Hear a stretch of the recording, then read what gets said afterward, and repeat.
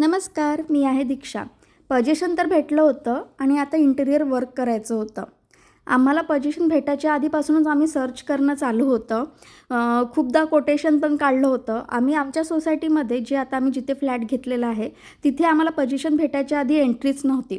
त्यामुळे जो आम्हाला त्यांनी प्लॅन दिलेला होता, त्या प्लॅननुसारच आम्हाला इंटिरियर वर्क बघायचं होतं आणि आम्ही भरपूर ठिकाणी गेलो आणि त्याच प्लॅन थ्रू आम्ही आमच्या आयडिया सांगितल्या आणि आम्हाला कोटेशन भेटलं होतं.